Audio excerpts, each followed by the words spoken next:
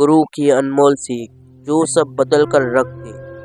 क्यों पढ़े? मैं कई बार कुछ काम बस यही सोचकर टाल देता हूँ कि जो है जैसा है चलने दो। मतलब आसान शब्दों में कहा जाए तो मेरे पापा अभी कमा रहे हैं, मैं आराम से दिन व्यतीत कर रहा हूँ। दिन भर मैं पड़ा रहता हूँ, नहीं तो बस समय पार हो रहा है। मैं अपनी आरामदायक जीवन से बाहर आकर पढ़ाई करने, जीवन में कुछ बड़ा करने की सोच ही नहीं पाता हूँ है। लेकिन इस कहानी ने मेरा नजरिया बदल कर रख दिया। अब मैं समय का महत्वपूर्ण को पूरी तरह समझ चुका हूँ।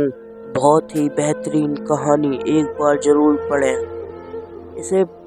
इसे पढ़ने के बाद आपका जीवन बदल जाएगा। 2 मिनट का समय निकालकर जरूर पढ़ें। गुरु की अनमोल सीख। एक गुरु अपने शिष्य के साथ कहीं जा रहे थे। चलते चलते उन्हें प्यास लगी तो वे दोनों एक खेत के पास जाकर रुक गए। खेत की हालत देखकर लगता था कि खेत का मालिक खेत पर जरा भी ध्यान नहीं देता है। उन्होंने देखा खेत में एक घर भी था। दोनों जाकर दरवाजा खटखटाने लगे। घर में से एक आदमी, उसकी पत्नी और 2 बच्चे बाहर आते हैं। सभी ने फटे पुराने कपड़े पहने हुए थे। गुरु कहते हैं, क्या हमें पानी मिल सकता है? काफी प्यास लगी हुई है। वो व्यक्ति उन्हें पानी लाकर देता है। फिर गुरु कहते हैं, आपका खेत इतना अच्छा है, लेकिन इसमें कहीं भी फसल क्यों नहीं उगाई गई?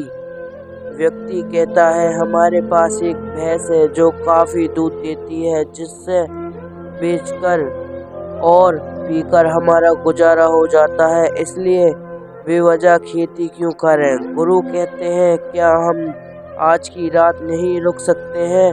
कल सुबह होते ही हम यहाँ से निकल जाएंगे। व्यक्ति कहता है, ठीक है, आप यहाँ रुक सकते हैं। अधिक रात होते ही गुरु अपने शिष्य से कहते हैं, उठो, हमें अभी के अभी यहाँ से निकलना है। लेकिन जाने से पहले हम इस व्यक्ति की भैंस को पेड़ से गिराकर मार देंगे।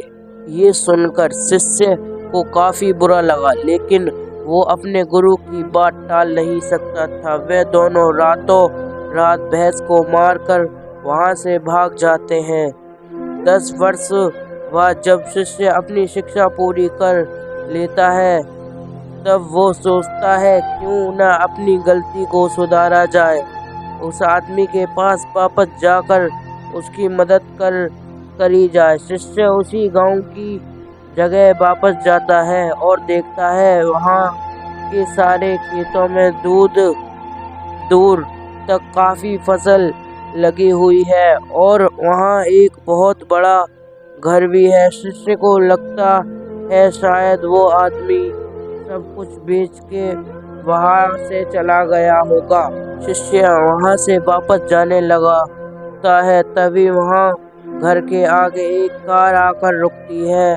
कार में से वही व्यक्ति बाहर आता है जिससे शिष्य 10 साल पहले मिला था। शिष्य उसके पास जाकर कहता है, आपने मुझे पहचाना? मैं 10 साल पहले आपसे मिला था। व्यक्ति कहता है, हाँ, उस दिन को मैं कैसे भूल सकता हूँ। शिष्य कहता है, आप तो बहुत गरीब थे, आखिर आप इतने अमीर कैसे बने?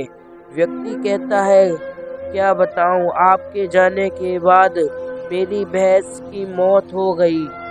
मैं कुछ दिन काफी दुखी रहा, परेशान रहने लगा। इससे आगे कहानी सुनने के लिए प्लीज सब्सक्राइब ना हो यार, मेरा फ्रीज में चैनल है, प्लीज फ्रीज में से निकलवा दो भाई। आपसे कहनी पड़ रही है मुझे भाई, सपोर्ट मी।